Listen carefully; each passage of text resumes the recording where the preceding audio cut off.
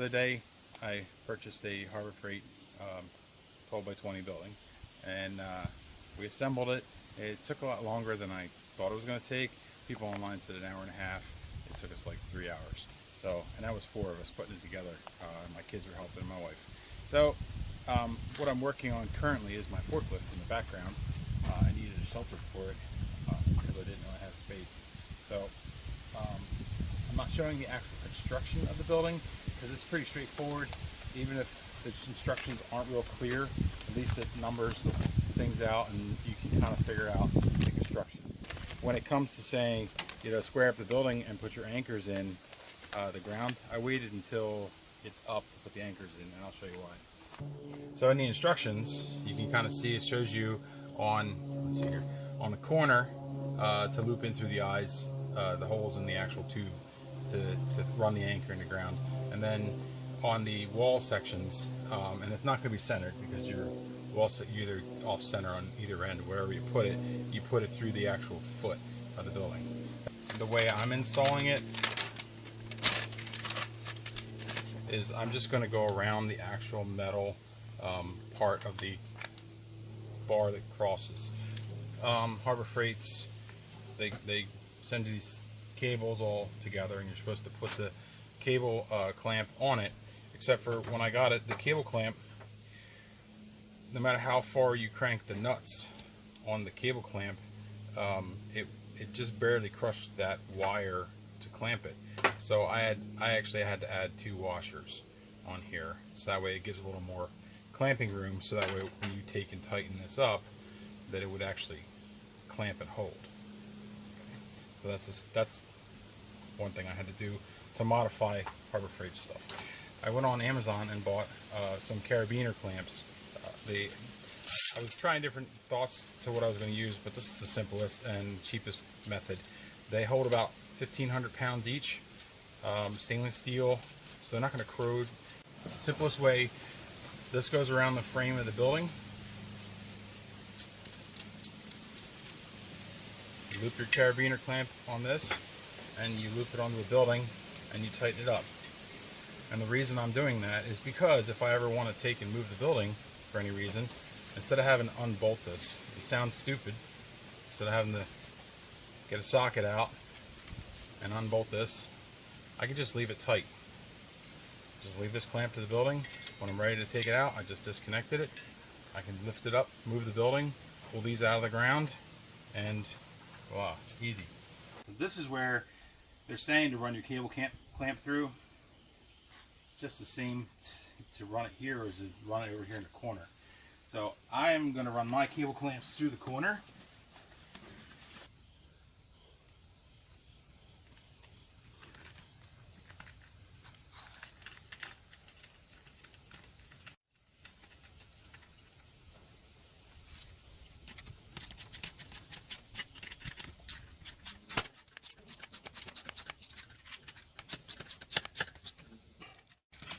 Okay, so cable clamp in the corner, carabiner,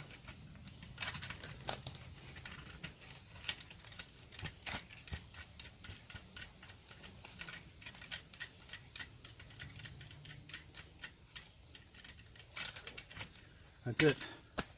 Building's not going to go anywhere. Loosen this, take the carabiner out, and now I can just move the building, leave this cable permanently attached to the building. So then I can easily move the building out of the way, pull these out of the ground, put it somewhere else. Okay, according to the instructions, when you install these, you're supposed to hook into here. So for any kind of wiggling or anything, they pop out. And I tried it up here. I tried it backwards to try and stay in, and it'll wiggle and work itself to the point where it pops out. So the solution to this is to bend this to be an actual S hook, not this stupid L bend that they put in there. So let's change that. You could probably put it in a vise and do the same thing that I'm going to do with this pair of channel locks. So all I'm going to do is put it into the jaws of the channel locks, like so. Move my fingers out of the way.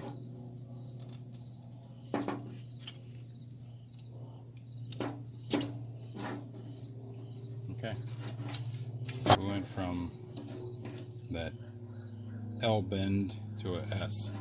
So now when you hook it into it, it stays in there. You can actually ratchet it and it will stay. It won't slide and fall out. You can't even pull it out of there now.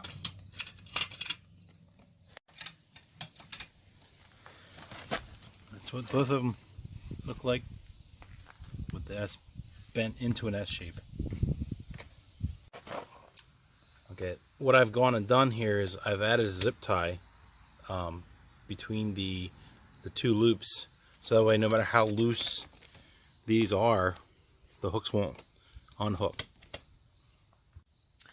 Now in the instructions, when you're installing these, they show the strap coming out of the outer layer down on an angle, and they also say excessive tightening will damage straps and panels, corners, and legs.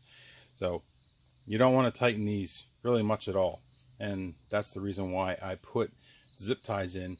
And the second thing is, you can see in the directions the straps coming on an angle from the outer cover to where it hooks. But nowhere does it say anything about these outside grommets, and I figured out that There's two outside grommets. So the instructions say to go straight down from here with the ratchet. So now you have both ratchets right in this area, which every time you open and close the door, the outside ratchet will be in the way of the door. So instead of coming down from the top into here, I went straight down to the grommet and ran the ratchet on the outside, which you can see it's loose, so it's not going to really put much pull on that grommet. Now the ratchet strap is on an angle out away from the door, so now it's not going to interfere with the door every time you open and close it. No matter how loose you have these, and you can see the inside one's really loose, that zip tie is holding both hooks that I bent nicely in place, so they won't fall out. So I have it's so loose, there's really not a lot of strain being put on this from the strap itself. It's really loose all the way over into the corners. You know, it's not really pulling much. So with it like that, you don't have to worry about the hooks coming out with the zip tie in there. And you can see that even the wind blowing right here is pushing the door out. The outside ratchet strap doesn't interfere with the door. Just another tip is I zip tied in some LED lights I had. These lights are super light, so 2 zip ties hold it. You can see I don't have it up there by much, just 2 zip ties. And then I have them over to an extension cord that just is zip tied all the way down and runs to my garage. So I have light out here if I want to work. What I want to show today is how to install these easily.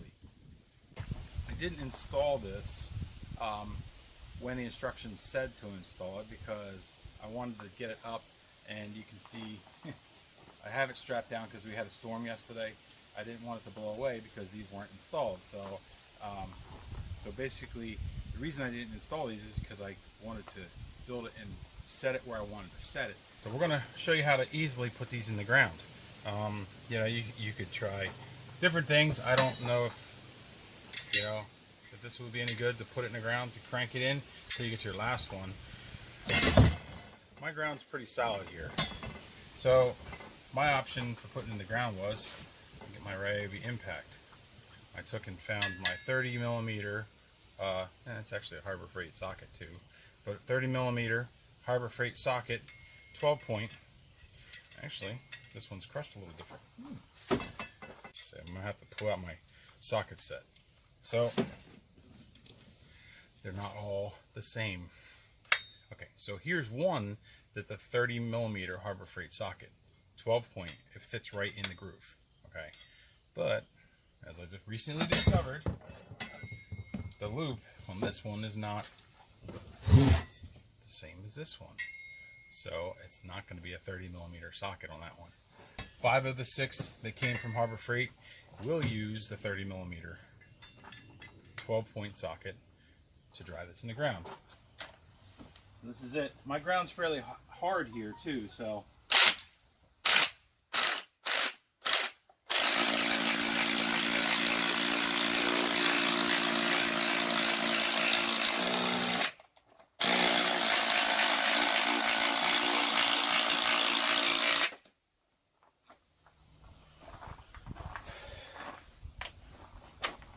it's in. Okay, I got my my impacts I have here, and we know my 400 foot-pound impact will drive these in no problem. So I just wanted to see if one of my smaller impacts will do the same thing or not. Let's see what the Bosch can do.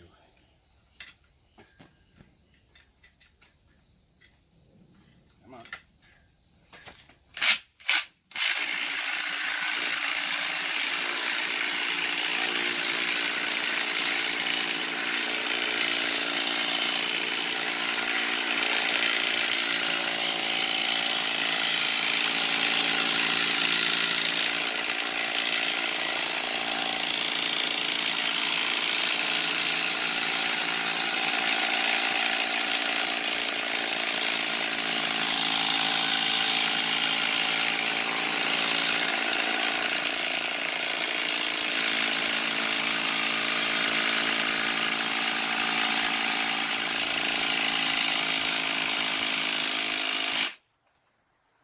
That's all further Bosch will get it.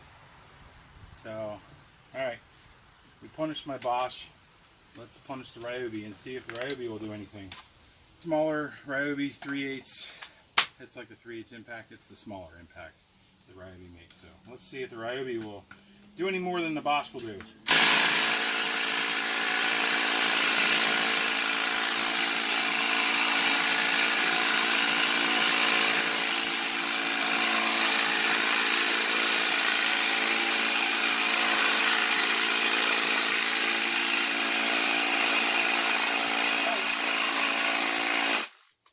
Going.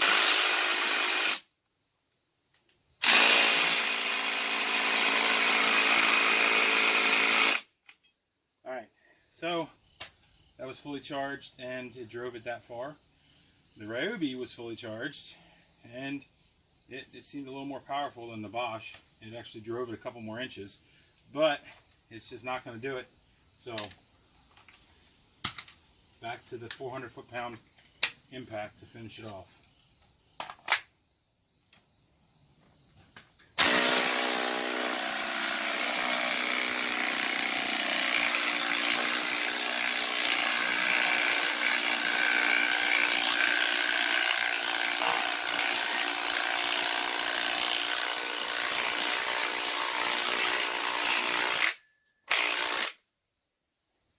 There it is.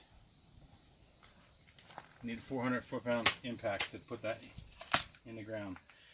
I mean, this is a driveway and the ground's harder packed. If you were putting this up in your yard where there's grass, maybe they would have ran it in because the ground would be softer. But where I'm at here, this ground is harder packed. So I'm going to hook up my cable and get my carabiner on there and we're good. If you've got this, or if you've got a regular air impact that you have for your car, just use a regular 1/2 air impact. That'll run that in too, with the socket that fits on them. If this video helped you out, like, share, and subscribe because you never know what I'm going to do next. So I guess that's about it for my video. If this video helped you out, give me a like, share, subscribe. If this video helped you out, like, share, and subscribe because you never know. No. If this video helped you out, like, share, and subscribe because you never know what I'm going to do next.